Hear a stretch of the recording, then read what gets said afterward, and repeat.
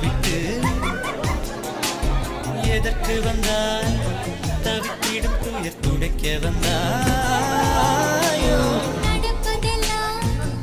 எழுதியபடி நடக்கிறதோ இருவருக்கும் பொருந்திடும்